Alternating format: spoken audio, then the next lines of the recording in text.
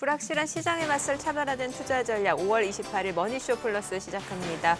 오늘 동반 상승 출발했던 국내 증시 장중의 변동성을 보이긴 했습니다만 그래도 코스피는 이제 2670, 코스닥 728선에서 거래가 마감이 됐습니다. 일단 개인 투자자는 좀 물량을 내놓는 모습이었습니다만 외국인 기관이 또 순매수를 나타내면서 시장 상승을 견인했고 지금 표현으로는 타코 트레이드라는 표현 나왔는데 타코 트레이드. 네, 트럼프가 이제 도망간다고. 네.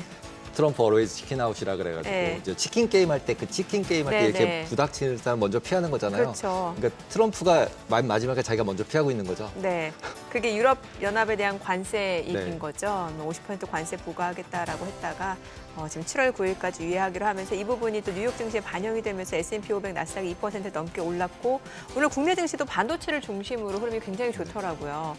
또 이제 내일 새벽이면은 엔비디아 실적 나오잖아요. 엔비디아 실적을 기대를 다들 하고 있는 것 같습니다. 어저께도 네. 한 3% 이상 올랐던 것 같고요. 맞습니다. 일단 가이던스가 좀 중요할 것 같은데 이 부분까지도 저희와 함께 챙겨보시면 좋을 것 같습니다. 지금 보시고 계신 머니쇼는 SBS 비즈앱과 유튜브에서 실시간 시청이 가능합니다. 더 많은 국내 주식 정보 받아보실 분들은 카카오톡 채널 머니랩 추가하시기 바랍니다.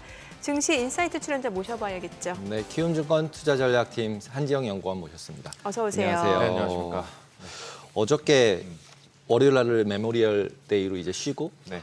이제 유럽 관세 영향이 다 받아지면서 네. 급등을 하면서 모두 다 올랐는데요. 거의 전 종목이 다 오른 것처럼 완전 초록초록이더라고요. 그렇죠. 빈 빨간색이 하나도 안 보이는. 빨간불이었죠, 모처럼. 네. 네, 모처럼 이렇게 종목마다 섞이지 않은 이제 이번 주 같은 경우는 이제 어떻게 보시나요? 기회는 이제. 네, 일단은 뭐 저는 여전히 셀 아메리카는 걱정 많이 안 하셔도 될 거다라고 보고 있고요.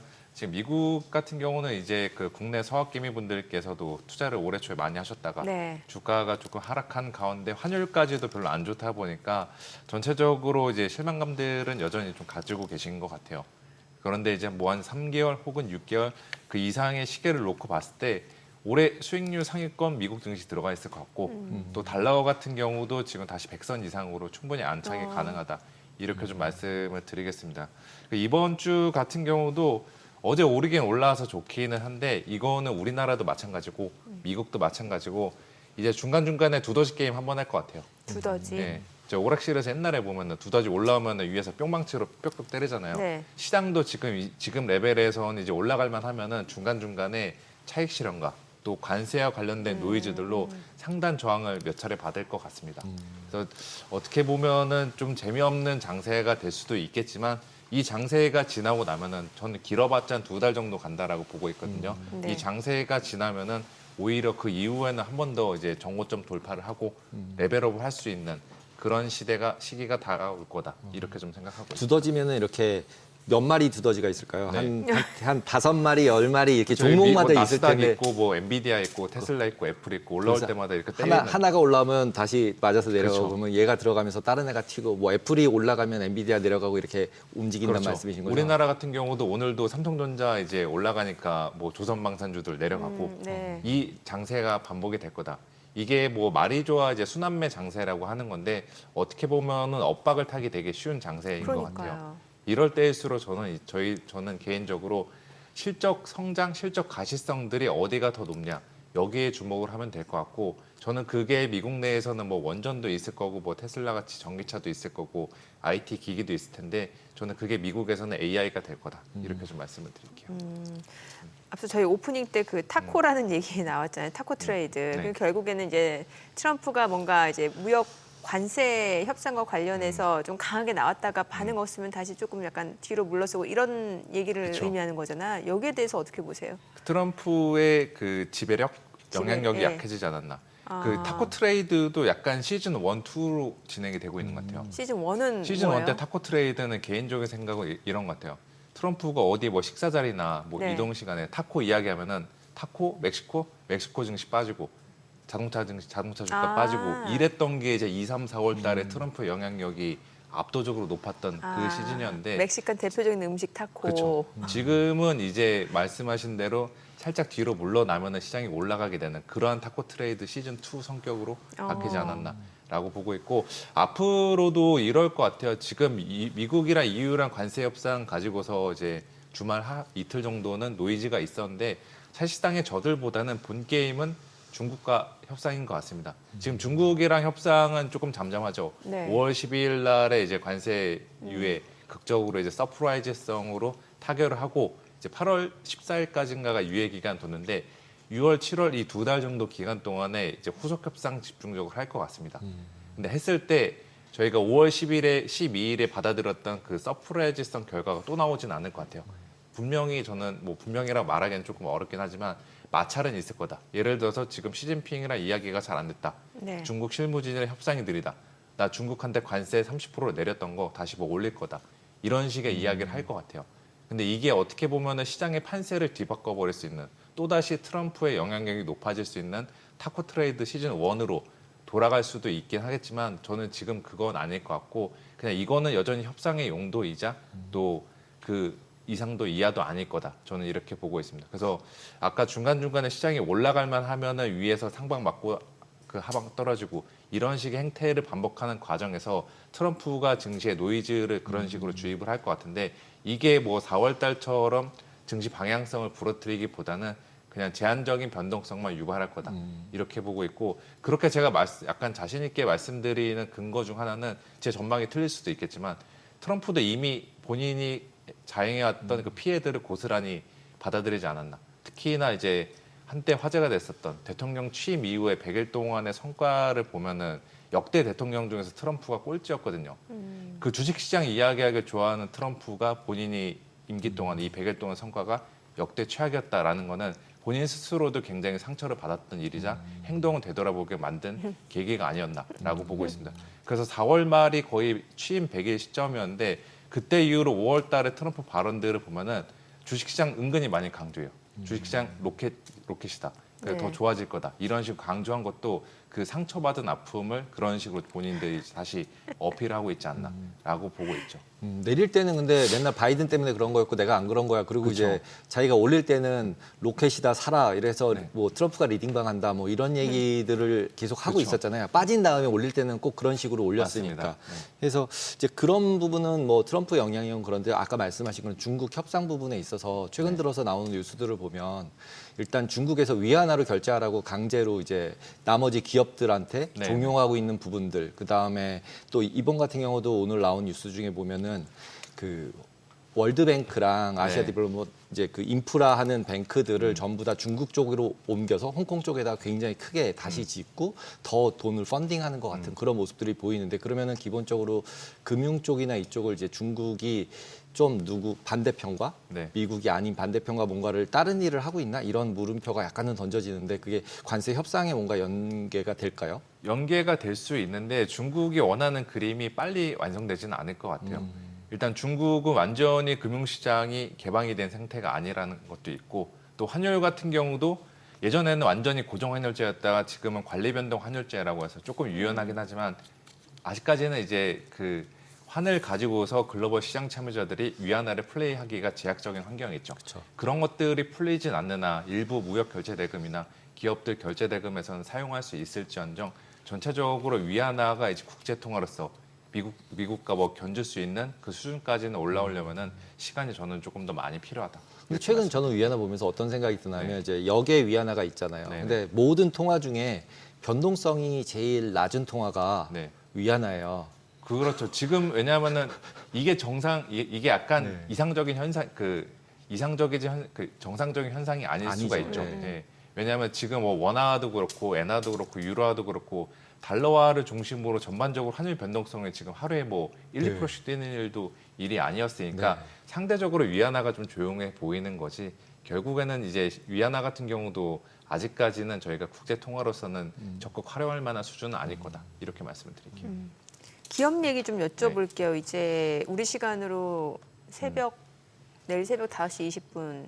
미국장 끝나면 아마 나오지 않을까. 그렇죠. 장 마감 후 이제 실적 발표가 5시, 6시 사이 나오게 되는데 일단은 뭐 가이던스가 중요하다는 얘기는 이제 많이들 접하셨을 것 같고. 전 국민이 다 알고 계시지 않을까. 그러니까 가이던스. 네. 당장 1분기 실적보다 네. 2분기 가이던스 중요하다. 그런데 이제 저는 궁금한 게 그 H20 네. 중국 수출 규제 했잖아요, 네. 지금. 그런데 이게 4월 초에 나온 규제 내용이고. 네, 맞습니다. 근데 1분기 실적 집계는 4월 27일까지인가 그렇잖아요. 네. 그러면 그 전까지는 팔았다는 얘기고. 그렇죠. 그리고 또 실제로 중국의 그 매출 비중이 중국에 네. 파는 그 H20 매출 비중이 얼마나 되는지도 궁금하고요. 네, 맞습니다. 예. 그 부분에 대해서 이미 엔비디아 측도 그때 규제 맞았을 때 대략 뭐 55억 달러 손실 네, 떨굴 네. 거다라고 이야기했는데 이거는 역시나 실적이 중요하지 않는다. 1분기 실적보다는 가이던스가 예. 중요하다라는 것과 같은 맥락일 네. 것 같아요.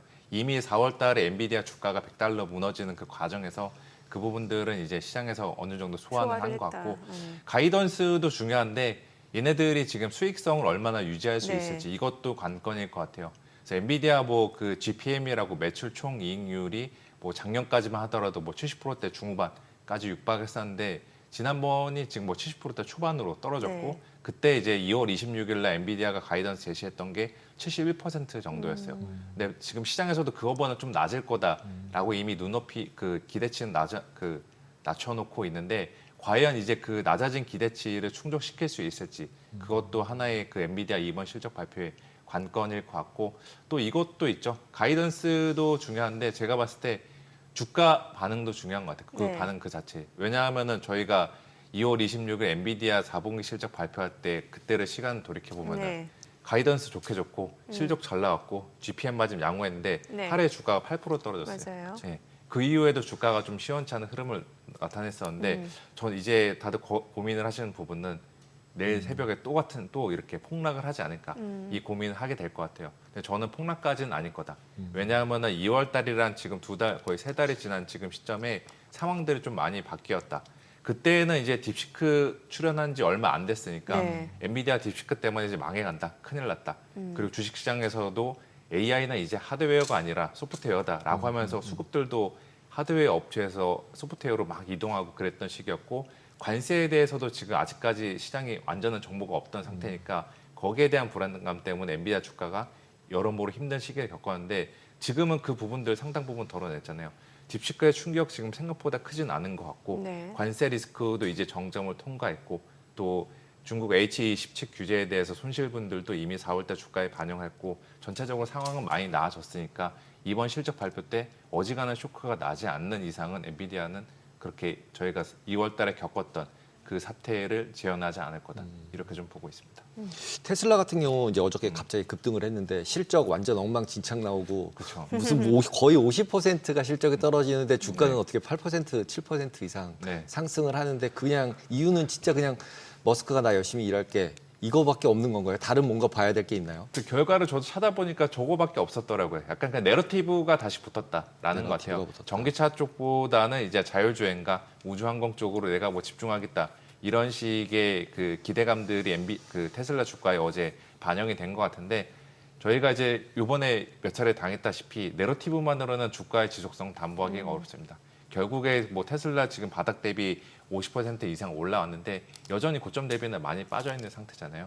저는 그래서 어느 정도 단기적으로는 테슬라 주가는 거의 상단은 보지 않았나라고 보고 있고 여기서 이제 테슬라가 더 올라가려고 하면은 이제 전기차 쪽에서 계속 힘을 내줘야죠. 네. 그거는 이제 머스크가 본인은 이제 우주항공이나 그다음에 자율주행 쪽에 집중하겠다라고 했는데 그 힘의 상당 부분을 전기차 쪽에 집중을 해야지 저희가 원하는 결과, 투자자들이 원하는 결과를 받아들일 수 있지 않을까라고 근데 보고 전기차 쪽만 생각해 보면 BYD가 30%씩 할인해서 팔아버리고 뭐 가격 경쟁력 일단 가성비로는 대책이 없잖아요. 그렇죠. 그러면은 이제 머스크 입장에서는 도망갈 자리를 찾아야 되니까 그렇죠. 이걸 좀 잘못해도 이쪽으로 모를 수 있는 게 해서 이제 어제 얘기하는 걸 들었을 때 우주인가 보다. 네. 뭐 이런 느낌이었고 오늘 뭐 발사하다가 그렇죠. 못 올라간 것 같더라고요. 아, 제대로 스타링크, 예. 스타링크에서. 그래서 이러면은 기본적으로 이 전기차가 진짜로 경쟁력이 로보택시 말고라고 따지면 대수 팔리는 걸로 자꾸 얘기를 하잖아요. 근데 네. 로보택시는 대수 팔리는 건 아니잖아요. 그렇죠. 예, 그러면은 그게 모멘텀을 받을 수가 있나요? 지금 말씀하신 대로면은 약간 고점 느낌? 단기 고점 가능성이 있다라고 보고 있어요. 그래서 저는 그래서 미국 뭐 뒤로 갈수록 셀 아메리카 현상들 잦아들고 미국 증시가 수익률 상위권에 있다라고 말씀을 드렸는데 과거에 미국이 수익률 상위권에 있을 때는 M7 주들이 다 같이 끌고 올라갔었잖아요. 근데 이번에는 M7 내에서도 선별적으로 갈 것 같습니다. 테슬라랑 애플과 같이 관세에 대한 리스크가 남아있는 이 업종들보다는 오히려 AI 쪽들이 M7 내에서 좀 더 주도권을 이전보다는 많이 가져가지 않을까라고 보고 있습니다. AI 쪽. 네. 구체적으로 그러면은 뭐 엔비디아 말고 엔비디아도 있을 거고 그다음에 마이크로소프트 그리고 마이크로소프트, 팔란티어는 뭐 팔란- 주가 고점 논란들도 늘 있는데 네. AI 그 전반적인 밸류체인주들은 저는 소프트웨어랑 하드웨어, 기기까지는 아직은 모르겠고 네. 이 두 개의 카테고리는 저는 올해 충분히 그럼 계속해서 M7 해볼 중에서 AI가 아닌 애가 누가 있죠? 그러니까 테슬- 모르겠어요 그거를. M7 애들 네, 다 AI M7 가- AI 다들 다 묻어는 하잖아요. 있죠. 예, 묻어는 예. 있는데 좀 묻어있는데. 짙게 묻어 있는 애들. 그냥 좀 깊게 묻은 애들은 괜찮고. 그렇죠. 애플은 아직 AI가 제대로 묻었다라고 보기는 어렵잖아요. AI 기기 뭐 출시는 그럼 하긴 애플 빼고 한데 다네요. 애플이랑 테슬라 빼고 나머지 테슬라는 그래도 그룹도 있고 뭐 네. 이런 근데 근데 걔네들 거기는 안 쳐져요. 아직 저는 개인적으로 그쪽의 브랜딩이 약하다라고 약하다. 보고 있어서 그냥 뭐 두 개만 찍고 가자고 하면은 애플 저는 테슬라 빼고 예, 만약 거기서 두 개만 더 그 나머지 M7 중에서 찍고 두 개만 찍어달라고 하면은 저는 엔비디아랑 마이크로소프트가 될 거다. 엔비디아하고 마이크로소프트. 네. 왜 필러- 구글은 소프트웨어 하드웨어 다 할 수 있고 막 지금 되게 막 네, 뭐 선호도의 네. 차이긴 하고 다 이야기하고 싶지만 뭐 시청자분들께서는 확실히 찍어주시는 거 좋아하니까 뭐 그런 것도 있지 않을까. 알겠습니다. 그럼 테슬라 주주들이 화내겠는데요. 아니, 아니 뭐 테슬라도 매력적인 주식이긴 그렇죠. 한데 일론 머스크가 168시간 주 대안이 일하겠다고 해서 있다라는 거죠. 네. 테슬라가 앞으로 뭐 예상 기대 수익률이 올해 남은 기간 동안에 뭐 20-30%라고 하면은 엔비디아나 이제 MS 같은 경우는 그보다 더 더 높다. 기대 수익률이 있다. 수익률이. 항상 저희는 뭐 기회 비용을 따져야 되죠.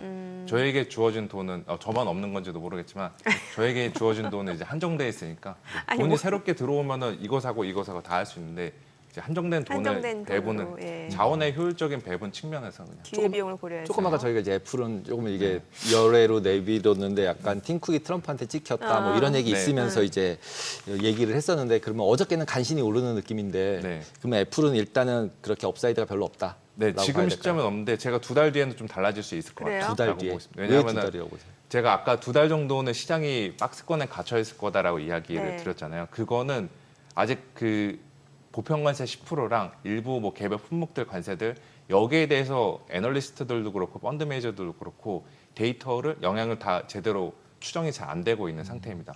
왜냐하면은 관세의 직접적인 충격들 그 여진들이 본격적으로 시장이나 데이터에 반영되는 시점이 이번 달 5월 달부터예요. 그럼 6월 달부터 발표되는 7월 달 2달 정도 발표되는 5월, 6월 데이터들을 통해서 전체적으로 애널리스트들도 실적 추정 제대로 다시 한번 해볼 수 있고 또 글로벌 경제단에서도 미국이 정말 침체냐 아니냐 이것들을 온전히 가늠해 볼 수 있을 것 같거든요. 거기에 따라서 이제 애플의 향후 그들이 그 기댈 수 있는 수요의 정도도 바뀔 수가 있는 거죠. 근데 저는 아직은 지금 그 관세에 대해서 저조차도 그 여진들이 얼마나 될지를 잘 모르고 있기 때문에 이 구간에서는 지금 그 애플과 같이 혹은 IT 제품들과 같이 관세 피해주들은 조금 이제 저희가 중립적으로 접근하는 게 맞지 않나 이렇게 좀 네. 보고 있습니다.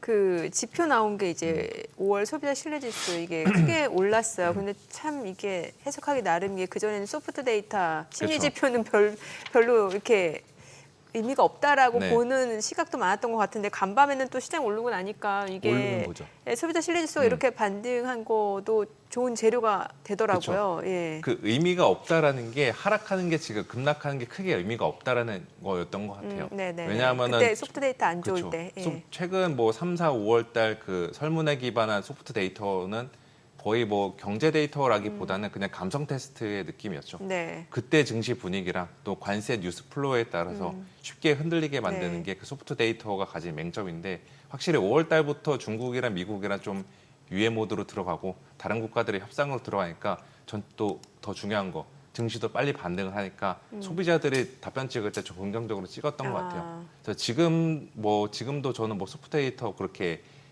맹신하지는 않고 네, 있는 네. 편이고 지금 시점에서는 소프트보다는 하드. 그냥 딱 그 워딩으로 말하면은 그동안의 시장이 감성으로 움직였다면은 이제는 숫자로 움직여야 된다라고 보고 있죠. 그래서 6월 달부터 발표되는 주요 지표들 그게 이제 숫자 확인하는 게 저희 투자자들 입장에서는 중요한 과제다라고 보고 있습니다. 어저께 이제 달러 지금까지 계속 약세로 가더니 어저께는 다시 0.5% 정도 다시 달러 네. 인덱스 올라가고 엔화도 다시 올라가고 그러면서 이제 일본 금리 상승하는 부분들까지가 연동되면서 약간 네. 이제 공포 분위기를 조성하려고 그랬는데 네. 솔직히 네. 그랬는데 그 성공을 못 하고 네. 이제 확 오르니까 또 잠잠해지면서 다시 달러 강세로 뒤집혀졌는데 네, 네. 지금 전반적인 분위기는 달러 약세 쪽으로 다 몰려 있는 거 아닌가요? 그렇죠. 지금은 달러 약세 쪽들로 계속 될 것 같고 이것도 7월까지는 있을 것 같아요. 왜냐하면은 달러 약세를 지금 만들어낸 요인들을 보면은 그거죠. 미국의 재정 건전성에 대한 의문들 이게 아직까지 완전히 시장에서도 풀리지 않는 상태잖아요. 특히나 지난주 초였죠. 신용등급 강등이 충격 자체는 크진 않았지만 신용등급 강등 때문에 미국의 재정 건전성에 대해서 한 번 더 의심을 하게 되고 더군다나 감세한 트럼프가 원하는 메가빌 법안 이것까지 통과시키면은 미국 재정 적자 확대 앞으로도 뭐 10년간 뭐 2.5조 달러 더 늘어난다고 하니까 거기에 대한 불안감들이 달러 약세를 만들어낸 것 같아요. 즉 결국에 달러 약세가 진정이 되기 위해서는 그 감세한 통과를 과연 얼마나 현실적으로 통과시킬 수 있냐. 제가 봤을 때 지금 이 하원에서 통과됐고 지금 휴회 중이니까 아마 다음 주부터 상원에서 계속 뭐 작업을 할 것 같은데 한 큐에 통과되지는 않을 것 같아요.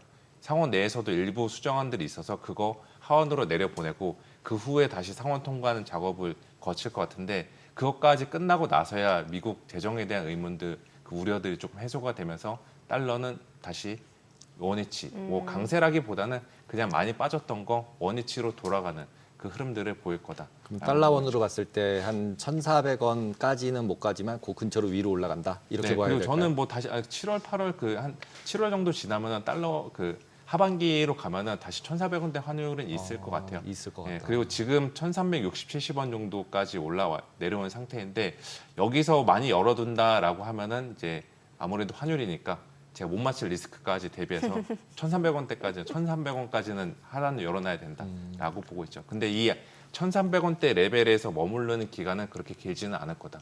왜냐하면 우리나라 그 금융시장의 구조적인 특성상 계속해서 달러를 많이 필요로 하는 구조로 바뀌어가고 있는 것 같아요. 기업들 지금 다 해외 투자를 많이 하고 있고 네. 또 이 방송 보시는 서학개미분들도 다들 이제 미국 주식 많이 사고 계시니까 그게 달러에 대한 구조적인 환전 네. 수요를 만들어낼 거다.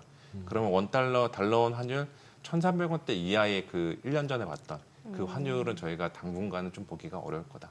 이렇게 좀 말씀을 드릴게요. 그리고 안 가도 실제로 그렇게 우리나라가 잘못되는 거가 아닌 거잖아요. 그렇죠. 원래 이렇게 예전 같으면 자꾸 올라가면은 우리나라가 뭐가 IMF 맞는 것처럼 그런 느낌이긴 한데 뭐 1년 전만 하더라도 네. 2년 전만 하더라도 1,300원대까지 올라가면은 난리 났죠. 왜 네. 통화사업 협정 안 하냐? 그죠, 왜 그죠. 우리나라 외환위기 안 막냐? 이런 식이었는데 지금 아무도 그런 얘기 안 하고 있는 것도 네. 어떻게 보면은 지금 이 고환율에 다들 익숙해져 있다. 면역이 생기고 있다. 이렇게 좀 보고 있습니다. 참 이렇게 1,400원대일 땐 뉴노멀이라고 해가지고 당연시 여겨졌고 그쵸. 또 그때만 하더라도 한 1,300까지 가기는 쉽지 않을 거다라는 의견이 대세였는데 근데 원래 이렇게 레인지는 1,350원하고 네. 1,450원 네. 레인지를 대부분 찍어놨었는데 네. 이번에도 네. 실제로 60원 찍고 올라온 거니까 네. 그 밴드 내에 네. 있을 가능성이 있는지 아니면 이제 네. 위를 50원을 예를 들면 10원이나 이렇게 그쵸. 내려야 되는 건지가 요즘은 약간 이제 궁금해지더라고요. 그래서 저는 달러원 환율이 1,350원대 이하로 내려가면은 그때는 이제 달러화 자산들 적극 매수 고려를 적극 해도 매수 된다. 고려. 분할로 들어갈 만한 레벨이다. 내려가봤자 여기서는 오래 안 있을 거다. 네, 이렇게 네. 좀 보고 있습니다. 그 간밤에 보면은 이제 최근에 왜 일본 장기물 국채 수익률 급등하는 것과 관련해서 굉장히 좀 우려 섞인 시각들이 굉장히 많았고 뭐 일본뿐만 아니라 그러다 보니까 네. 미국 뭐 독일 다 올라갔었잖아요. 네네. 그런데 보니까 일본 그 40년물 그 국채 입찰 네. 보니까 좀 조정할 걸 검토 중이다. 그 국채 발행 발행 물량 줄이겠다. 좀 줄일 수도 네. 있다라고 하니까는 이게 그 국채 수익률이 좀 떨어지고 그쵸. 미국도 좀 떨어졌잖아요. 네. 예. 이게 시장에서 어찌됐건 기다리던 소식이었던 거고. 그렇죠. 미국 예. 그 일본 금리가 올라가면 시장에서 이제 피곤해질 수가 있는 게 미국 국채 팔고 일본 쪽으로 가고 그 과정에서 달러와 약세, 엔화 강세 여기까지는 솔직히 시장의 입장에서 크게 상관은 없죠. 근데 이제 그 뒤를 기다리고 있는 그 보스가 하나 있잖아요.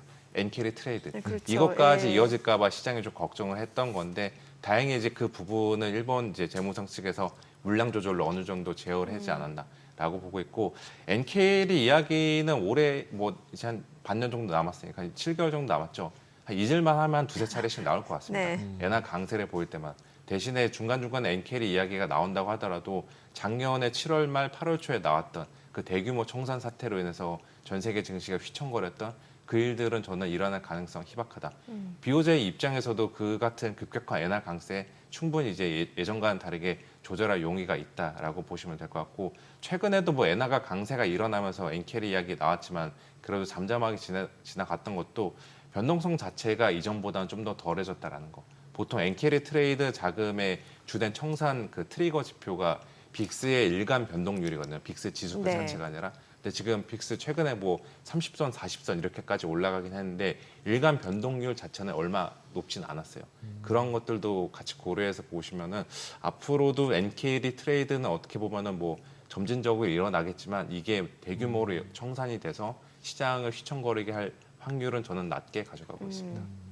지금 이제 저희 이제 금통위가 있는데 네. 금리 같은 경우 이제 환율을 저렇게 많이 내려갔으니까 좀 룸이 좀 생겨 있을 것 같은데 맞습니다. 이제 다른 분들은 이제 뭐 환율 조작국이라고 혼난다. 금리 여기서 내리면 안 된다. 네. 일단은 이제 대통령 누가 되나 보고해야 된다. 네.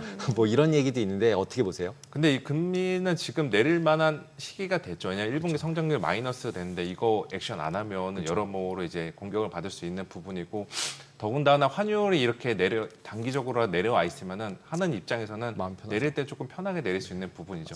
대신에 이제 그 아마 5월 달 내리고 8월 달 두 차례 내리고 나서 그 이후에는 상황을 보면서 좀 지켜보지 않을까라고 생각하고 있는 상태입니다. 네. 자, 그러면 이제 투자자 입장에서 어떤 전략이 좋은 거예요, 지금 시점? 뭔가 이제 국내 증시도 분위기가 많이 바뀌는 것 같고 네. 전반적으로 주식 시장에 대해서 지금 낙관론이 좀 커지는 상황이거든요. 그렇죠. 이제 예. 코스피 3천 전망도 나오고 있고 네. S&P도 뭐 다시 뭐 전고점 뚫는 전망도 나오고 있는데 저도 일단 낙관적으로 보는 게 맞는데 이게 뭐 쉼 없이 계속 우상향하는 게 아니라 중간중간 반락 장세는 있을 거다. 특히나 뭐 지수가 중간에 쉬면은 괜찮은데 주도주들 없으면 안 되는 주식, 유행하는 주식이 미국에서는 AI가 될 거고 네. 우리나라는 조선방산, 원전 전력기기 이건데 이 주식들도 아무리 스토리 좋고 숫자가 좋다고 하더라도 중간 수급에 대한 부담 때문에 한 번씩 그 반락이 나오는 경우가 있을 겁니다. 그때 저희가 그 같이 팔아서 비중을 많이 줄일 필요는 없다. 저는 이렇게 좀 생각하고 있습니다. 우리나라 반도체는 해당이 안 되나 보네요. 반도체는 아직 불확실성들이 많죠. 뭐 많아서. HBM 쪽들은 이제 엔비디아 쪽이 살아나면서 전망들은 전통 D램 쪽보다는 밝긴 한데 전체적으로 반도체 섹터 같은 경우도 아까 중간에 이야기가 들었다시피 3, 4분기 때 실적 추정이 지금 잘 안 되고 있다라는 거. 이거는 결국에 7월까지는 저희가 가봐야지 실적 추정에 대해서 자신감, 가시성들을 확보할 수 있다. 그때 가서 저희가 이제 반도체 다시 늘릴까 이거를 판단하는 게 맞지. 지금 5월, 6월 이 두 달 정도의 기간 동안에는 저는 그 판단을 좀 유보하는 게 맞다. 이렇게 좀 말씀을 드릴게요. 네, 알겠습니다. 오늘 내용 여기까지 듣겠습니다. 잘 들었습니다. 고맙습니다.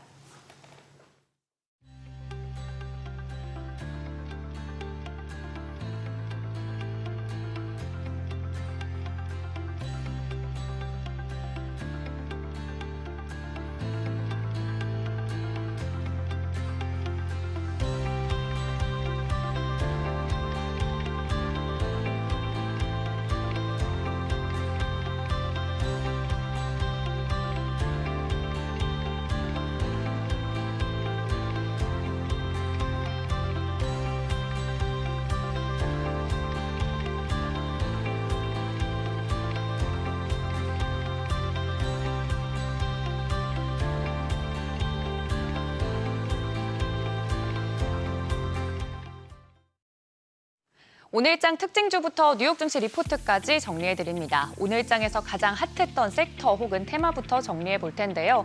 간밤 테슬라 주가가 7% 강세를 보이면서 굉장히 2차 전지 관련주들 전반적으로 상승세가 강했습니다. 4월 테슬라의 유럽 판매량 전년 대비 급감했다는 소식에도 머스크 CEO가 본업 복귀와 정치 후원 축소 등을 선언하자 상승한 겁니다.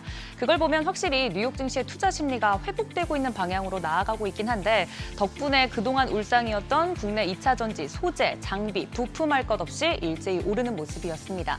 대표적인 종목들 살펴보면 자이글 같은 경우 오전 장 초반부터 아예 상한가로 직행을 하는 모습이었고요. WCP 2차 전지 분리막 관련돼서도 WCP 같은 경우 10% 넘게 상승했고 에코프로비엠과 에코프로도 각각 상승세 보였습니다. 또 배터리 완성체 업체들도 삼성 SDI 대표적으로 8% 오르는 등 전반적으로 수급이 개선되는 모습이었습니다.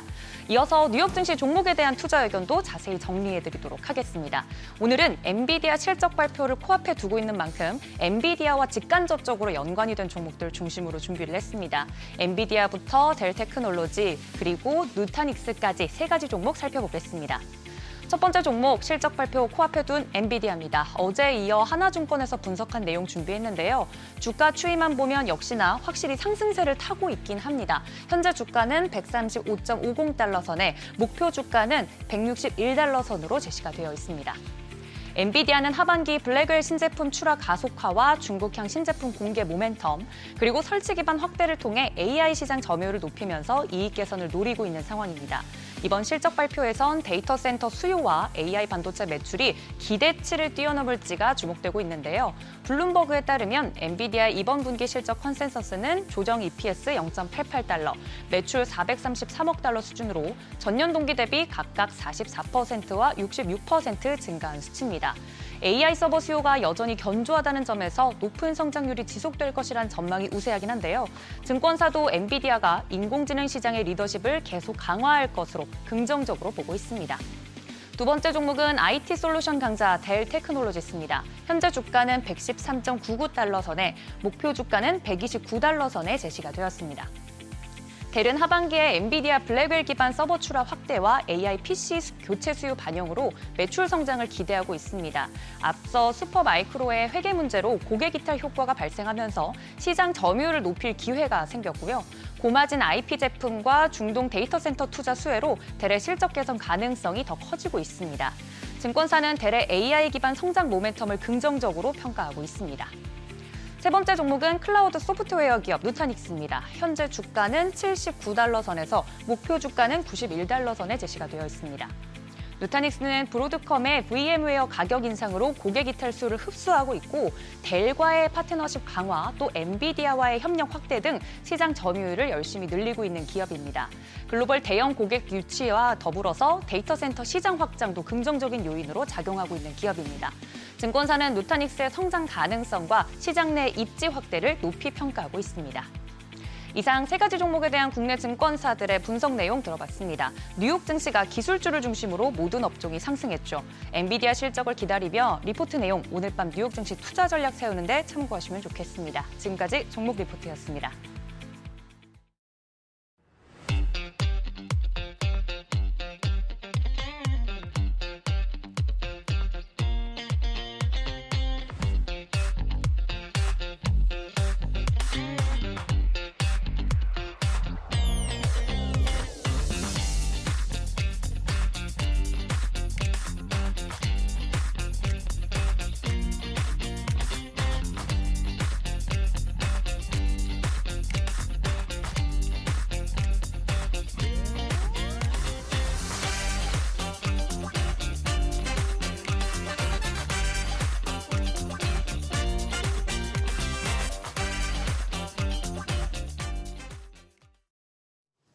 요즘 이제 정치권에서도 AI 얘기 많이 나오잖아요. 그런데 심지어 이번 대선 후보도 버티컬 AI라는 말을 꺼냈다라고 하는데 우리가 이제 흔히 AI 하면 챗 GPT와 같은 이제 언어 모델만 떠올리기 쉬운데 산업 현장에서는 버티컬 AI가 중요한 키워드로 떠오르고 있다고 합니다. 오늘 그 부분에 대해서 자세히 짚어보겠습니다.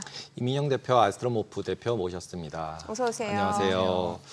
지금 얘기를 했는데 버티컬 AI, 버티컬 AI라는 단어를 이게 그 대통령 후보가 얘기할 정도까지 진짜로 이게 우리나라에서 발전할 가능성이 있는 거라고 보시나요? 실제로 지금 아스트로모프가 네네. AI 관련해서 우리나라에서 되게 그 제일 앞쪽에서 뭔가를 하고 있는 회사거든요. 그래서 그 뜻 좀 근데 궁금해요, 아스트로모프. 네. 저희 아스테로모프라는 회사 같은 경우에는 이제 올해 초에 설립된 회사이고요. 저희가 딱 버티컬 AI에 해당하는 이제 그런 과학 AI를 하고 있는 이제 그런 팀입니다. 이제 왜 이름이 아스트로모프예요? 저희가 그 이제 팀원들이 다 SF 소설을 되게 좋아해서 이제 튀르키 SF 소설의 올 투모로즈라는 소설이 있는데 네. 거기에서 따온 이름입니다. 그렇군요. 보통 이제 버티컬 AI라고 하면 이제 우리가 알고 있는 GPT랑은 차이가 있잖아요. 그러니까 이제 버티컬 AI라고 하면 이제 특정 산업군 또는 뭐 이렇게 어느 회사에서 있는 데이터만 가지고 만들어 주는 거 이런 게 버티컬 AI잖아요. 그러면은 지금 GPT는 아무거나 다 잘해야 되고 그러면 그렇게 된 두 개의 차이점이 어떤 게 있고 그리고 실제로 그런 AI 모델이 두 개가 완전히 다른지. 또 한번 설명해 주면 좋을 것 같아요. 사실은 이제 AI가 되게 핫해지는 계기가 또 챗GPT라는 거에 영향이 컸고, 그다음에 사람들이 인지하고 실제로 많이 사용하는 이제 실생활에 맞닿아 있는 거는 챗GPT나 뭐 네. 제미나이 같은 좀 일반 거대 모델들이잖아요. 그래서 이제 강승희 대표님께서 말씀 주신 것처럼 그 챗GPT 같은 거는 모든 일을 다 잘해야 되는 일반적인 모델인데, 버티컬 AI는 그거랑 다르게 이제 그 구글이 발표했던 이제 지난해 노벨상을 받았던 알파폴드 같이 어떤 뭐 특정한 뭐 단백질 구조를 예측하는 AI라던가 이런 특정한 목적에 맞춰져서 만들어진 AI들을 뜻합니다. 그러면 그런 AI하고 그다음에 지금은 조금 지나갔는데 한참 이제 엔비디아 나갈 때 무조건 엔비디아 칩을 많이 넣으면 무조건 좋아진다. 그래서 결국은 AI 하드웨어도 계속 살 수밖에 없다. 경쟁이다 이건. 미국도 사야 되고 중국도 사야 되고. 그런데 그게 제일 핫했던 게 초인공지능 AGI를 만들면 이제 우리가 터미네이터 나와서 우리를 지배할 거다. 뭐 이런 얘기들까지 막 갔었는데 지금 GPT가 나오고 그 얘기가 싹 없어졌어요.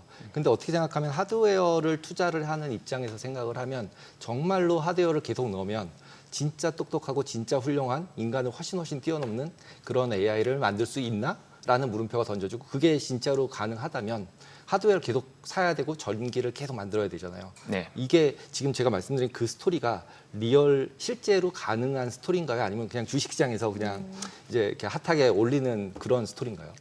그 일단은 지금 빅테크들 뭐 마이크로소프트, 오픈 AI, 뭐 구글 같은 이제 그 인공지능의 최전선에 있는 회사들이 어떤 생각들을 그 회사의 탑라인들은 어떤 생각들을 하고 있나를 살펴보면요. 그 구글은 이제 딥마인드라는 조직을 중심으로 해서 AI 산업들을 펼치고 있는데 여기서 주로 내놓는 제품들을 보면은 물론 제미나이 같은 이제 GPT 비슷한 이제 라지 모델들도 있고 사람들은 그거를 많이 알고 있지만 실제로 가장 주목받는 이제 가장 어떤 브레이크스루들을 만들어냈다라고 보여지는 게 알파 폴드, 뭐 알파 지오메트리, 알파 프루프 이런 이제 알파 시리즈의 버티컬 모델들, 버티컬 특히 과학 모델들이 많이 있거든요. 걔네들이 알파고인가요? 알파고도 이제 그 같은 시리즈의 완전 초기 그 바둑 AI입니다. 네, 근데 그 이제 구글 같은 경우에는 아직은 AI가 되게 제너럴한 일들을 위주로 하다 보니까 이걸로 정말 큰 어떤 임팩트를 가져올 수 있는 매개가 필요한데 이제 그게 뭐 어떤 사람들은 AI 에이전트라고 말하는 사람들도 있고 그 다음에 특히 이제 빅테크들을 중심으로는 과학 AI를 이제 외치고 있는 것 같습니다. 그래서 이제 그 구글 같은 경우에는 과학 AI에 가장 집중하고 있는 그 회사라고 보시면 될 것 같고 오픈 AI 같은 경우도 조금 그 이제 불과 한 2주 전에 네이처의 이제 수석 과학자 오픈 AI의 수석 과학자가 인터뷰를 했는데 그 인터뷰에서 하고 있는 이제 가장 그 오픈 AI 안에서도 가장 이제 고도화된 모델이 그 정말 AI가 어떤 그 독창적인 연구를 할 수 있는가 이제 이런 실험들을 내부적으로 계속 하고 있고 그 이제 그게 앞으로 AI가 나아가야 될 방향성이다라고 이제 공통적으로 많이 외치고 있는 것 같습니다. 지금 용어들이 좀 저는 많이 어려워요. 그래서 제가 조금 이제 근본적으로 드리고 싶은 질문은 이제 AI라는 건 이제 익숙합니다. 근데 이제 왜 버티컬 AI에 우리가 관심을 가지고 주목을 해야 되는지 그거도 좀 설명을 해주시면 좋을 것 같아요. 예를 들어서 그 알파폴드와 챗GPT를 네. 예로 들어볼게요. 그 챗GPT한테 어떤 단백질 인간이 전혀 모르고 있던 어떤 단백질의 그 구조가 어떻게 생겼을까? 이 단백질은 어떤 단백질과 어떤 상호작용을 할까? 이런 깊은 생물학 문제를 물어보게 되면은 네. 결국 GPT 같은 언어 모델은 기존의 그 뭐 논문이라던가 교과서에 나와 있던 그런 텍스트를 기반으로 글쓰기를 하는 모델이잖아요. 그러니까 이미 기존에 그 나와 있던 문헌에 대해서 이제 답변을 할 수가 있습니다. 근데 이제 알파폴드 같은 경우에는 인류가 그 전에 알지 못했던 사실이라 할지라도 네. 그거를 예측해서 어떤 생물학 분야의 그 난제들을 풀어내는 이제 전혀 다른 일을 한다고 볼 수 있습니다. 그럼 추론하고는 어떻게 달라요? 지금 핫한 게 추론 그러고 있잖아요. 그래서 그 아마 이제 이런 방향으로 흘러갈 것 같은데 오픈 AI가 정말 추론을 잘하는 일반적인 모델을 만들어서 그게 어떤 그 과학 연구를 한다라고 하면은 이제 오픈 AI가 생각하기에 단백질의 상호작용을 하는 문제는 되게 중요한 문제야라고 스스로 문제 정의를 하고 그 다음에 이거를 풀기 위해선 어떤 알고리즘을 짜야겠다라고 생각을 하고 그 다음에 이제 GPT는 코딩을 잘하잖아요. 그래서 이제 코딩을 해서 실제로 알고리즘을 만들고 그래서 알파폴드 같은 거를 만들어내고 이제 그런 플로우로 생각해 볼 수 있습니다. 그러면은 걔네들이 더 어려워졌죠. 네, 지금 저 약간 안드로메다로 간 느낌이에요. 예. 네, 그럴 것 같아서 지금 아까 말씀하신 그런 화학식을 만드는 게 왜 필요한 건지 이렇게 생물학이나 이쪽에서 실제로 우리가 지금 그러니까 뭐 알테오젠 뭐 이런 것처럼 이제 결국 무슨 약을 만들 때 단백질 구성을 바꾸는 거잖아요. 그런 게 실제로 그런 약을 지금 뭐 예를 들어 그런 게 만들어지면 버티컬 AI가 그런 약을 막 만들어 주는 거예요.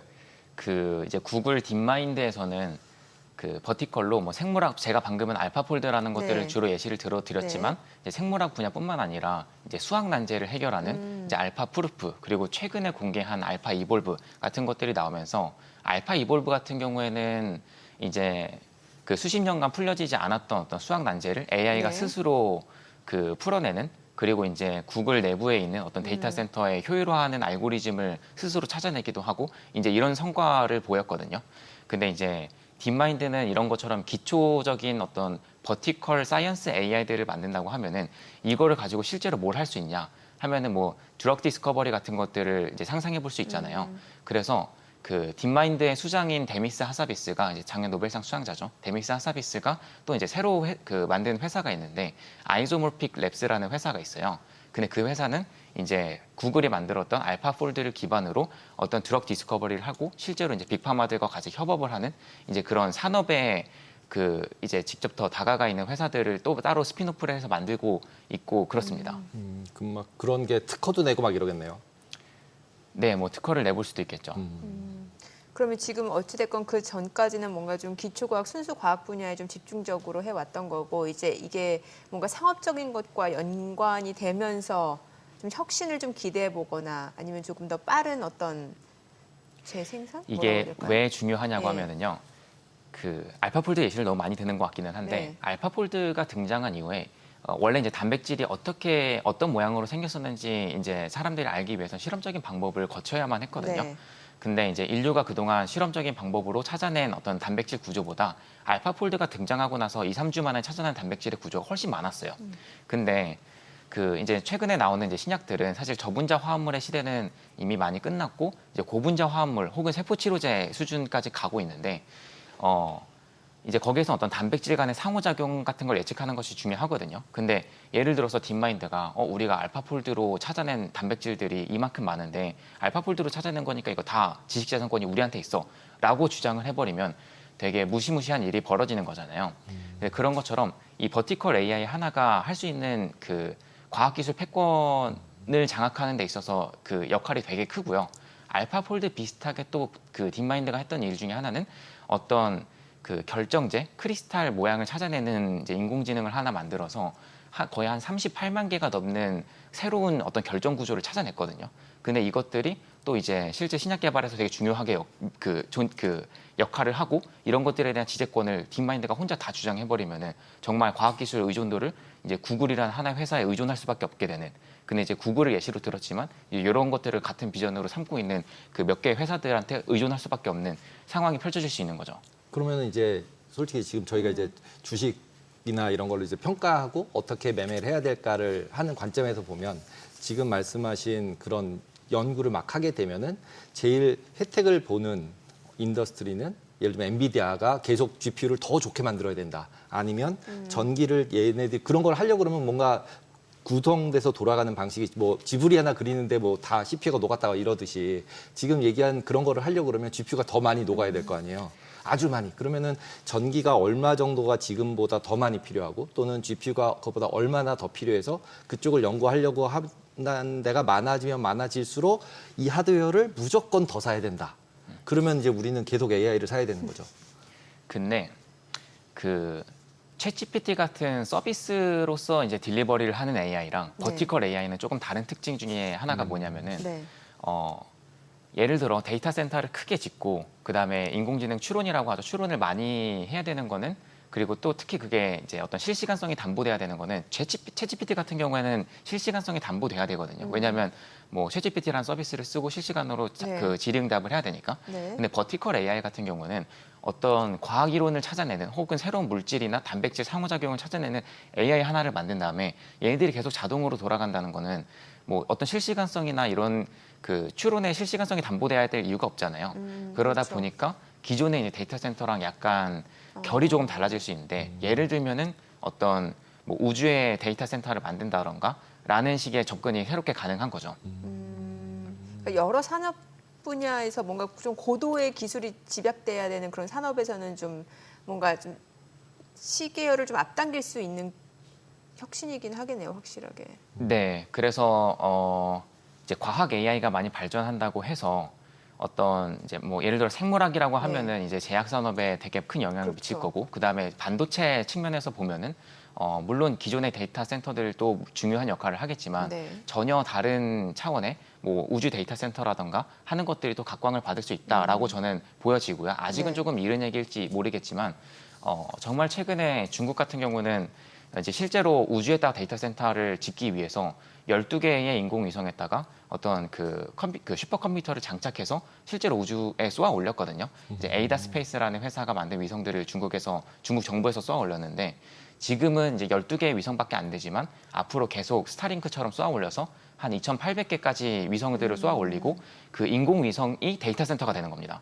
그래서 이제 그 2,800개 위성을 쏘아 올렸을 때 이 군집이 가지고 있는 슈퍼컴퓨팅 파워가 전 세계에서 가장 큰 슈퍼컴퓨터랑 거의 맞먹는 수준의 그 연산력을 가질 수 있습니다. 테슬라가 쏜 거는 그런 건 아니죠? 테슬라는 이제 통신 위성이라서 조금 다릅니다. 다른 거고.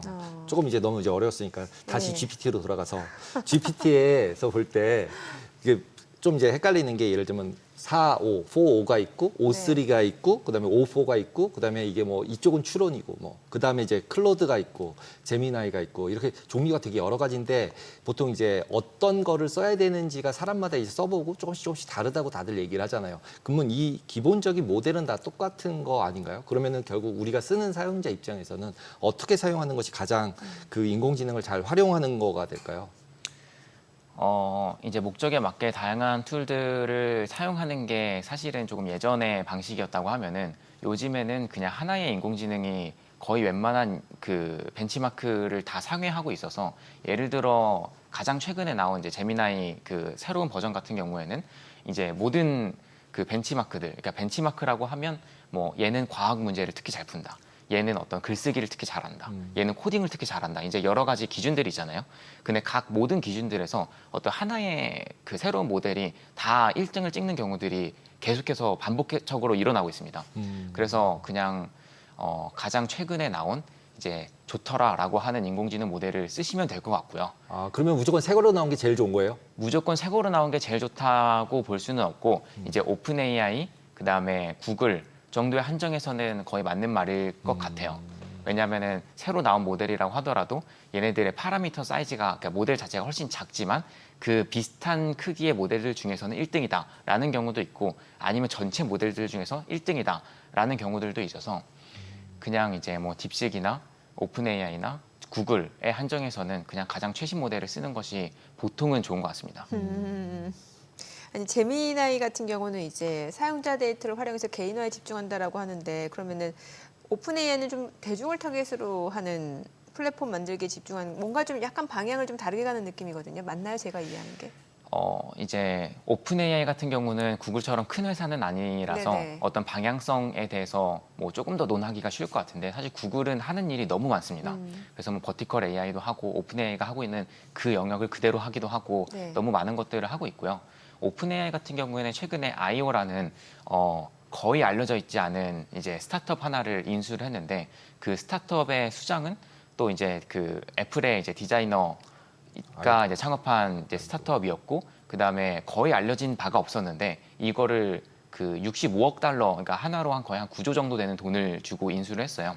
그래서 이제 그 사람들이 흔히 생각하는 걸로는 아직 많이 밝혀진 바는 없지만 흔히 생각하는 걸로는 어떤 이제 뭐 웨어러블이라던가 아니면 정말 단말기 레벨의 어떤 버티컬들을 조금 늘려나가고자 하는 그래서 이제 AI의 조금 대중화된 AI의 어떤 생태계를 그 구축하려고 하는 모습을 보이는 것 같습니다. 지금 이제 AI 얘기를 하다 보면 결국 미국 것만 우리가 쳐다볼 수밖에 없는데 그리고 지금 이제 대선 앞두고 있지만 다들 공약 내는 걸 보면은 뭐 데이터 센터를 짓고 뭐 10,000명의 AI 과학자를 만들고 뭐 이런 얘기들을 막 하고 있는데 그렇게 했을 때 경쟁력이 우리나라가 있을 수 있는 분야가 있는 건가요?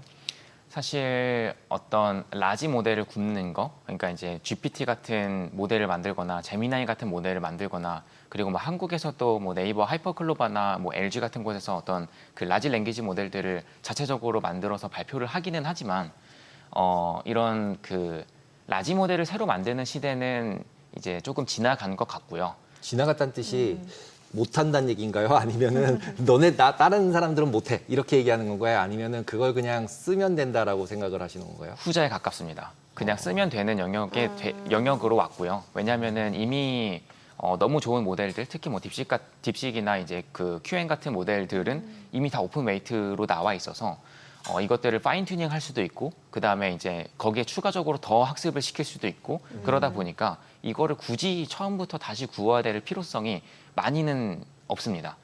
그러다 보니까 이제 그 회사들이 썼던 천문학적인 돈을 그대로 다시 쓰는 거는 효율성이 조금 떨어지는 얘기다라고 볼 수 있고요. 그리고 그런 라지 모델이 어떤 인프라적인 측면에 가까웠다고 하면은 이제는 정말로 어떤 어플리케이션 레벨이나 또 버티컬 AI들에 집중을 해서 조금 산업적으로 큰 임팩트를 내야 할 시기가 아닌가 생각이 되고 이제 그거는 또 전혀 다른 시장이기 때문에 한국이 잘할 수 있는 여지가 있다고 생각합니다. 그래요? 네. 어떤 부분에서 잘해야 지금 하고 계시니까 좀 여쭤볼게요. 지금 사실 이제 AI 하면은 우리나라는 한참 뒤쳐졌다라는 분석들이 많잖아요. 그럼 실제로 우리나라가 그쪽에서 좀 특화되게 잘할 수 있는 건 어떤 거예요? 뭐 예를 들어서 우리나라에서 알파폴드, 알파프루프 같은 어떤 과학 AI를 하나 만든다라고 네. 하면은 그거는 현재 있는 뭐 LLM이라던가 뭐 나와 있는 이제 인공지능 관련된 연구들이 정말 많은데 이제 그것들을 잘 이용해서 그냥 새로운 모델을 하나 만들면 되는 것이거든요. 아. 그래서 그 모델을 만드는데도 물론 적지 않은 돈이 필요하지만 네네. 이거는 전 세계 누군가가 하더라도 다시 그 저희와 같은 출발선상에서 비슷하게 시작해야 되는 영역들이라서 이제 그거는 전혀 늦지 않았다고 생각합니다. 네. 실제로 그쪽을 하고 계시는 거죠? 네, 맞습니다. 그런 회사가 우리나라에 상장사나 아니면 다른 회사가 있나요? 뭐 AI를 이제 잘한다라고 이제 제가 개인적으로 생각하는 회사들은 뭐 네이버나 뭐 최근에는 LG 정도의 회사들이 있는 것 같고요. 다만 이제 거기도 이제 대기업이다 보니까 하는 이제 영역들이 많이 있지만 어떤 과학 AI나 버티컬에 조금 집중한다는 그 인식은 아직은 없는 것 같습니다. 네네. 아니 뭔가 투자도 중요할 것 같은데요. 어때요? 투자에 대한 인식은 어때요? 사실은 이제 상장사에 대해서 물어보신 이유가 그러면 네. 도대체 뭐 어느 회사가 이제 성장성이 높을까? 그럴 때 어디에 우리가 이제 일반인들이 익스포저를 가져갈 수 있을까? 네네네. 이제 이런 것들을 좀 물어보시는 것 같은데 사실 이런 그 프론트에 있는 회사들 중에서 그 이제 스타트업이 되게 이 엣지에 있는 경우들이 많다 보니까 그리고 뭐 오픈 AI 같은 경우만 봐도 이제 미국에서 가장 큰 프라이빗 네. 회사고 상장사가 아니잖아요. 예. 그래서 이제 상장사 중에서는 사실 결국에 돌고 돌아서 예. 이제 뭐 구글, 메타, 뭐 팔란티어, 엔비디아 특히 팔란티어. 이제 뭐 이렇게 돌아갈 수밖에 없는 것 같아요. 근데 팔란티어는 이제 AI 중에서도 이제 좀 어떤 버티컬이나 아니면은 그 어떤 산업의 어플리케이션 레벨에 좀 더 맞닿아 있는 회사라고 보여지고요. 뭐 팔란티어가 하는 일이 정확하게 뭔지에 대해서는 아직도 사람들의 의견이 좀 분분하기 때문에 많이 알아보셔야 되지 않을까 싶습니다. 네, 알겠습니다. 오늘 여기까지 듣겠습니다. 고맙습니다. 네, 감사합니다.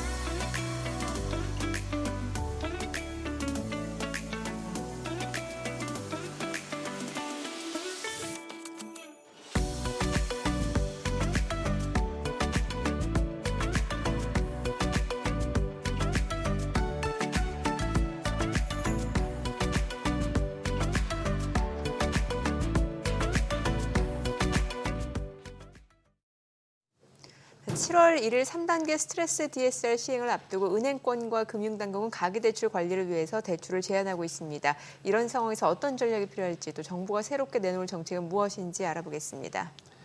풀팩 강현옥 대표 모셨습니다. 어서 오세요. 안녕하세요.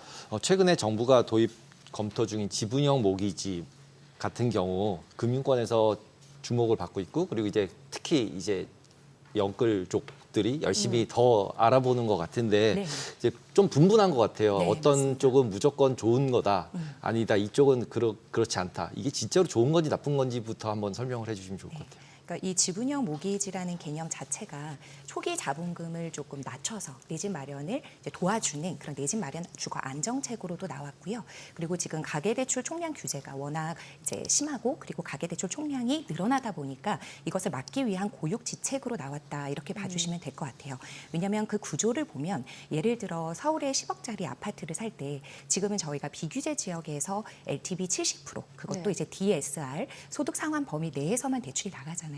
그러면 7억까지 대출을 받는다 하더라도 내 자본이 3억 원은 있어야 합니다. 그렇죠. 근데 이것 같은 경우에는 정부가 공동으로 지분 투자를 해준다라는 개념이거든요. 그래서 예를 들어 내 자본 에쿼티는 한 1억 원 정도고 한 4억 원을 이제 정부에서 주택금융공사에서 지분 투자를 해주는 개념이고 나머지 5억 원 정도만 은행 대출로 조달을 해라 이런 느낌이에요. 그래서 원래 3억 원의 내 자본금이 있어야 했는데 네. 1억 원 정도만 내 자기 자본금으로 10억 원짜리 이제 아파트나 주택 마련이 가능하다. 이러한 구조인데 그러면 예를 들어서 은행에는 대출 이자가 지금 한 3%대 후반에서 4%대 초반 정도가 네. 되니까 한 4%라고 치면 이 주택금융공사에서 한 4억 원 정도, 40% 정도 이제 투자해주는 거에 대해서는 사용료를 내게 되거든요. 그러니까 월세 개념으로 사용료를 내게 되는데 그거는 이제 주택담보대출 이자보다는 저렴할 예정입니다. 한 2% 정도로 예상을 하고 있는데 네. 이러한 구체적인 시행 방안이라든지 사업 방향에 대한 계획은 아직까지 발표가 되지 않고 있어요. 근데 곧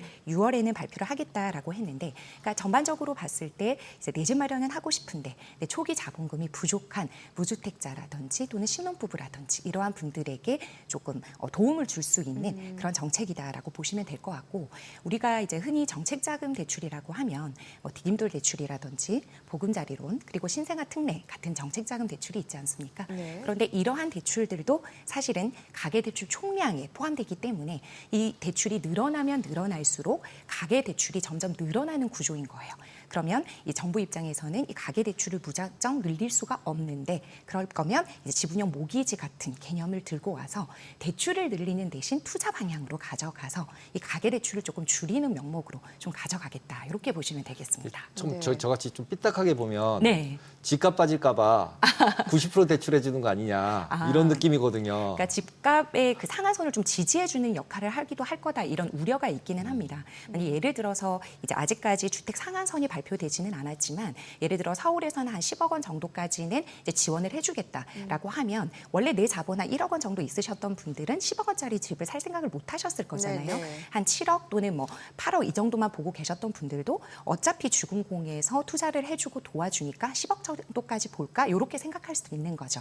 그렇게 하면서 집값을 좀 밀어 올리는 경향이 있을 수도 있다. 그래서 그런 이제 우려가 있을 수는 있는데 이러한 이제 가계대출이 늘어나다 보니까 정부 입장에서는 이제 금융을 좀 안정시키고 내 집 마련을 도와주겠다라는 여러 가지 목표로 이렇게 해서 종합적으로 나온 정책 같아요. 그런데 이게 좀 문제점이 뭐냐면 이제 우리가 나중에 양도를 했을 때 네. 시세 차익이 있지 그렇죠. 않겠습니까? 그럼 그 시세 차익을 정부가 반반 나눠야 돼요. 주금공과 그러니까요. 나눠야 지분율대로 나눠야 되고 네. 그리고 한 가지 더 이제 좀 주목해 볼 곳은 손실이 되잖아요. 네. 그럼 그것을 주금공이 일괄 다 부담해서 떠안는 거예요. 네. 손실이라면은 말- 팔았을 하락을 때. 했을 때, 그러니까 하락을 했을 때. 네. 주택 가격이 상승만 하진 않을 거잖아요. 그렇죠. 혹시나 하락을 했을 때 개인의 손실 리스크를 줄여주기 위해서 주택금융공사가 전액 다 손실을 부담하겠다 이렇게 이제 발표를 한 게 있는데 만약에 그렇게 되면 이 손실금을 사실은 이제 세금이나 이런 것들로 충당이 될 텐데 그러한 것들에 대해서 이제 공공 형평성이 맞는가라는 문제점들도 사실은 발생할 것 같습니다. 지금 말씀해주신 내용만 놓고 봤을 때는 일단은 뭐 나중에 양도 차익에 대해서는 뭐 모기지니까 지분형 모기니까 당연히 그 부분 주택금융공사 네. 가져가는 건 당연하고 손실은 또 그쪽 다 떠안다고 하니까 네. 되게 좋아 보이는데 네, 네. 분명 단점도 있을 거 아니에요. 네, 네. 예. 방금 말씀드린 대로 주택 가격 지지를 이렇게 높여서 부동산 가격 상승을 좀 유발하는 예. 그러한 것도 있을 것 같고, 그리고 예전에 이렇게 비슷하게 우리가 2013년도에 박근혜 정부 때 공유업 묘기지라고 이제 정책이 나왔었거든요. 그게 사실은 실패한 정책이라고 이제 말을 하고 있어요. 왜냐하면 지금과 같이 에쿼티 비분을 이제 낮춰서 정부에서 좀 일부 이제 지분 투자가 들어가고, 그때는 상승분을 지분율대로 나누는 거 플러스 손실분도 나눴거든요. 근데 그때 이제 사실은 주택 하락기였고 지금처럼 이제 꿈틀꿈틀 되는 시장이 아니었고, 그다음에 금리는 좀 낮아져 있는 상황이었는데, 지금 이게 금리가 낮다 보니까 굳이 사용료를 그렇게 낮게 쓰면서 정부와 이 수익을 나눠갈 필요가 있는가라는 그런 불만들이 접수가 되고 네. 별로 효용성이 없다라고 하면서 실패한 정책으로 간 게 있어요. 그래서 지금은 이제 좀 달라진 부분이 수익은 반반으로 나누되 손실은 전액 주금공이 가져가면 안전한 거 아닌가 함에도 불구하고, 만약에 부동산 주택 가격이 계속 상승을 하게 되면 그 부분의 양도 차익 구조를 어떻게 가져갈 것인지, 그리고 과연 그것이 소비자들의 만족도가 있을 것인지, 그다음에 집은 온전한 소유 욕구를 가져야 되는데 그렇죠. 또는 매각을 할 때라든지 주거 이전을 할 때 불편함이 분명히 생길 수 있거든요. 왜냐하면 정부가 공동 투자를 했으니까. 네. 그래서 여러 가지 문제가 발생될 수 있기 때문에 좀 면밀하게 보고 정책을 진행해야 되겠다, 이렇게 보여집니다. 면밀하게 보고 정책이 나온 게 아닌가요? 지금 이제 계속 그 사업 방안을 이제 구상 중에 있다고 했거든요. 그러니까 우리나라뿐만 아니라 사실은 영국에서도 이러한 제도가 도입된 게 있었어요. 네. 그러니까 헬프 투 바이라고 해서 2013년도부터 한 10여 년간 영국에서도 내 집 마련을 위해서 이렇게 네. 도와주는 그러한 정책이 있었는데, 거기서는 5%의 자기 자본금을 갖고 나머지 95%는 정부와 은행의 공동 레버리지로 들어가는 형태였거든요. 네. 5년간 심지어 무이자였습니다. 근데 그 이후에는 변동형 복리금리가 적용이 네네. 되면서 이 소유자들의 부담이 늘어나고 가격이 상승되다 보니까 이 지분율대로 이게 투자 비율을 나누다 보니까 손실이라는 생각이 이제 많이 드시는 그쵸. 거예요. 그래서 결국은 이게 이제 공공 재정 부담도 있고 해서 이제 마무리가 됐는데, 지금도 여전히 수요는 있는 걸로 알고 있는데요. 네. 그렇게 이제 성공한 정책이다라고 평가는 못 받고 있습니다. 그렇기 때문에 우리나라도 지금 이렇게 의도는 좋고 대의는 좋으나 구체적으로 어떠한 방향으로 가져가야 부작용이 없을지를 면밀히 한번 검토를 해보시는 게 좋을 것 아니, 같습니다. 저 또 하나 궁금한 게 네. 앞서서 이제 10억 주택에 대해서 예를 들었는데 1억은 내 돈이고 네. 이제 5억은 은행에서 대출을 받고 4억은 이제 주택금융공사 지분형 네. 모기지인데, 그러면은 제가 그 지분형 모기지에 대해서도 이자를 내야 되는. 그게 아까 사용료가 한 연 2% 정도 될 것 같습니다. 저의 딱 느낌은 뭐였냐면 네. 다 아래 빠지면 먼저 네. 자기가 손실 보겠다 그랬잖아요. 네. 그러니까 사용료를 내라. 이 정도면은 뭐 그게 적정한 밸류인지는 잘 모르겠지만 네. 이게 뭐 아까 박근혜 정부 때 있었던 것처럼 네. 위도 쉐어하고 아래도 쉐어해. 근데 사용료를 내. 이거는 X인데 그건 말이 안 되잖아요. 네. 예, 위아래 다 같이 했으면 같이 맞아야죠. 근데 네. 이제 위에를 이제 메꿔주겠다. 위에는 가지고 밑에 내려가는 건 내가 먼저 메꿔줄게. 근데 솔직히 5억, 4억이면 자기가 원금 손실 날 일은 없잖아요. 네, 그러니까. 50%까지는 집값이 안 빠진다고 네, 차주 보면. 입장에서는 리스크 네, 방어가 된다라고. 리스크 방어가 확실한 네. 거고, 그거에 대한 프리미엄, 보증료 뭐 네. 이런 걸로 한 2%쯤 내라. 그러면은 약간 계산을 좀 해봐야 될 것 같은. 예, 근데 만약에 지금 이제 우리가 한국은행 기준금리가 인하 기조로 가고 예. 계속 대출금리 인하가 되면 네. 이 연사용료 2%가 과연 그러니까요. 큰 의미가 있을까? 그렇죠. 그리고 이제 부동산 상승이 돼서 시세 예. 차익을 나눌 때 과연 그 시세 차익 구조를 어떤 식으로 딱 가져갈까? 그거예요, 그거. 네, 예. 그거에 대한 문제가 분명히 있을 것 같습니다. 왜냐면 이제 주택담보대출 같은 경우도 왜 뭐 여러 가지 가상금리 같은 거 따져보면은 실제로도 낮출 수도 있기 때문에 네네. 예, 그럼 이게 연 2% 정도라고 하면 이게 사용료를 내는 거에 대해서 약간 아까울 수 있어요. 나중에 근데 양도했을 이제 때. 그건 이제 90을 다 빌렸으니까 우리는 100 중에 90을 빌렸으니까 90은 아예 빌릴 수 없는 상황이니까. 근데 뭐, 아직까지는 네. 사용료가 2%다 이렇게 정확한 그 지침은 나오지 않았어요. 한 6월 정도 되면은 정확한 이제 룰이 나올 것 같은데 네. 지금 나오는 논의 사항들은 이렇다라고 보시면 될 것 같습니다. 근데 지금 이대로면은 집값이 올라간다는 투기 수요를 당연히 좀 자극할 수도 위축할 있어요. 수밖에 없는 네. 정책이고, 내려가면은 실질적으로는 무조건 공공으로 메꿔야 되는, 네. 재정으로 네. 메꿔야 되는, 그런 그냥 부담도 또 있고. 퍼주기다 뭐 이렇게 네. 얘기밖에 나올 수가 없고, 그러면 네. 누구는 되고 누구는 아니냐 그러면 또 그게 또 네, 형평성에도 형평성에 논란이 논란이 있을 있을 수 수밖에 없고, 그러면은 그냥 이거를 해당자는 무조건 하는 게 이득일 것 같은 왠지 느낌상.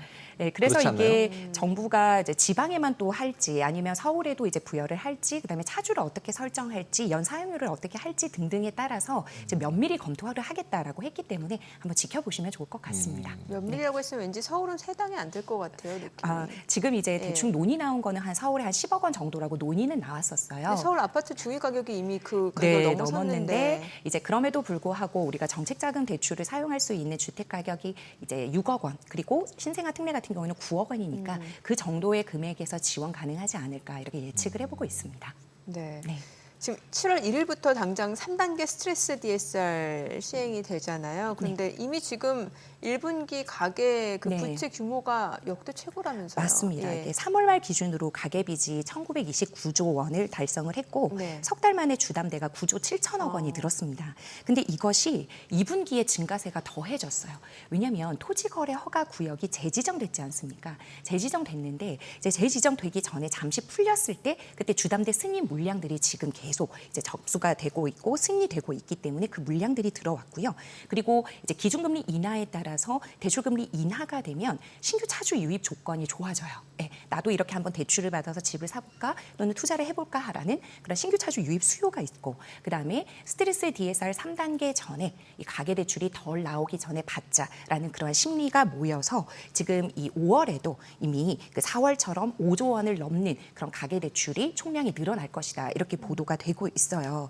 그래서 지금 이 증가세는 한동안 이게 7월 전에 이제 스트레스 DSR이 도입되기 전에 가계대출을 이제 땡겨서 받으시려는 수요까지 하면 좀 늘어날 전망이다 이렇게 보시면 될 것 같습니다.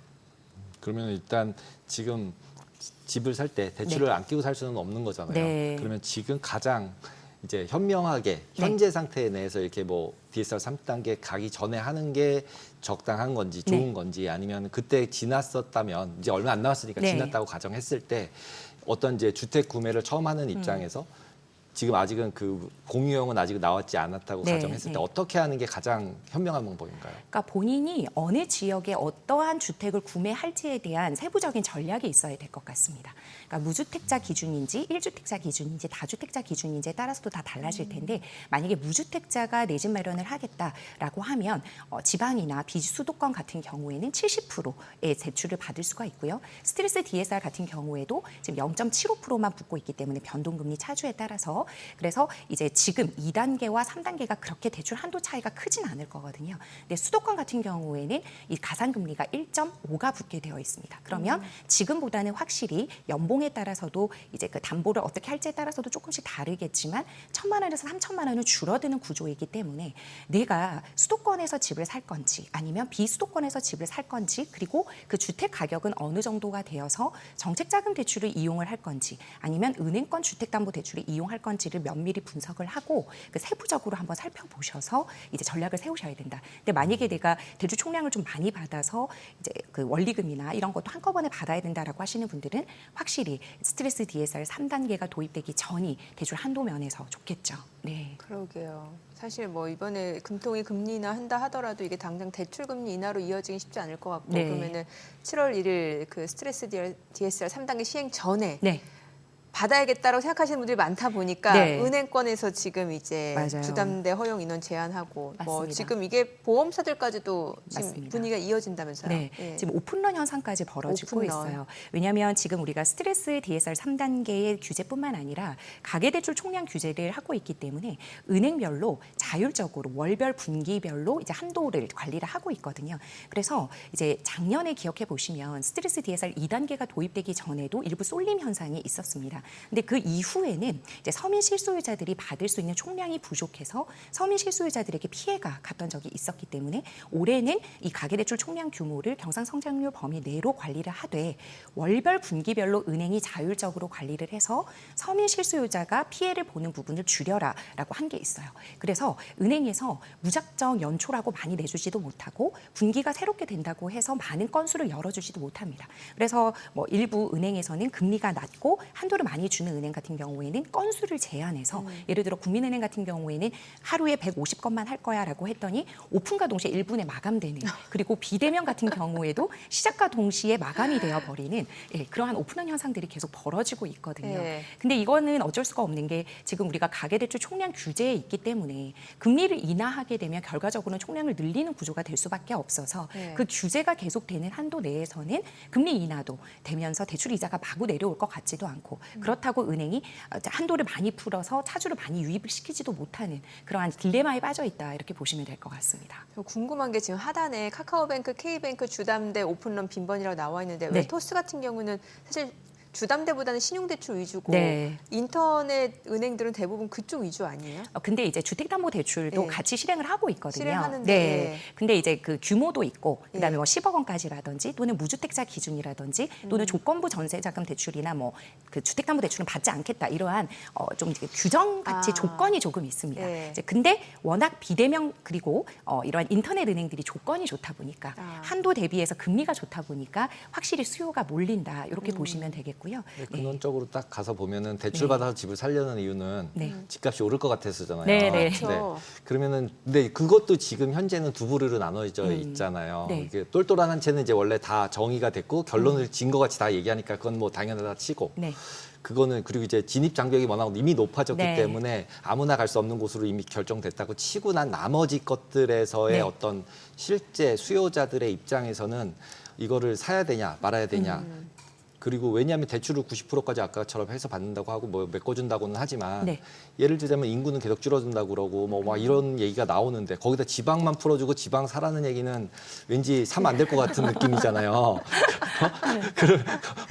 그런데 자꾸 사라고 부추겨서 다시 또 깡통 계좌 되면 안 되니까 주식으로 치면. 그렇죠. 네, 네. 그러면은 이거를 어떻게 받아들여서 어떻게 하는 게 제일 현명한 실수요자 입장에서 실수요자 입장에서 그냥 수도권 정도의 대부분 직장이 있는 곳에 살고 싶은 거잖아요. 네, 네. 그러면 거기 있다고 치면 그 정도 수준에서 지금 말씀하신 10억이다라는 가정이라고 치고 그런 곳을 찾아보면 있긴 있을 테니까 네, 뭐 네. 정했을 테니까 네.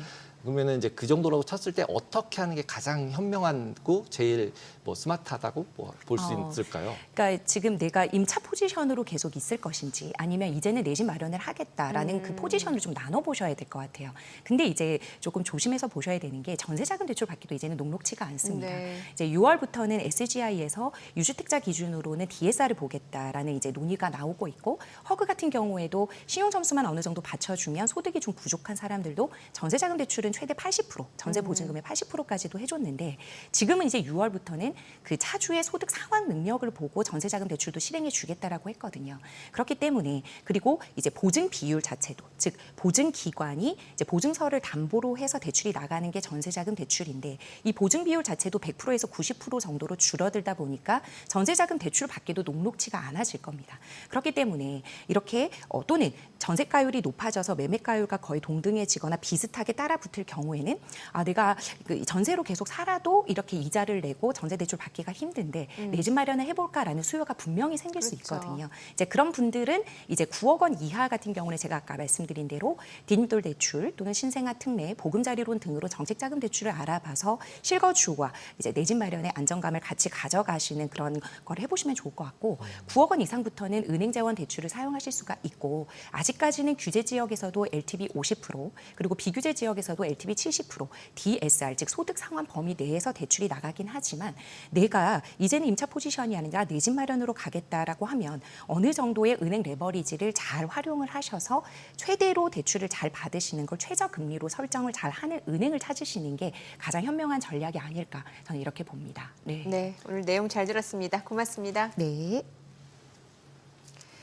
이제 오늘 뉴욕 증시 일단 지수 선물 흐름만 놓고 봤을 땐 보합 예상이 되는데 글쎄요 또 최근에 장중 변동성도 있고 또 엔비디아 실적 장마감하고 발표하잖아요. 네, 맞습니다. 여기에서 또 주요 수급 주체들이 어떤 포지션을 취하는지도 궁금해지네요. 일단 엔비디아 실적이 가장 핵심적으로 움직일 것 같고요. AI 쪽을 계속 볼 수밖에 없는 저희가 계속 봤지만 그렇죠. 그런 상황인 것 같습니다. 네, 저희 방송 중에 전해드린 내용 관련해서 모든 투자 판단의 책임은 투자자분들께 있다는 점 알려드립니다. 머니쇼 오늘 여기까지입니다. 여러분의 모든 경제 SBS 비지가 함께하겠습니다. 저희는 내일 오후 3시 30분에 찾아뵙겠습니다. 고맙습니다.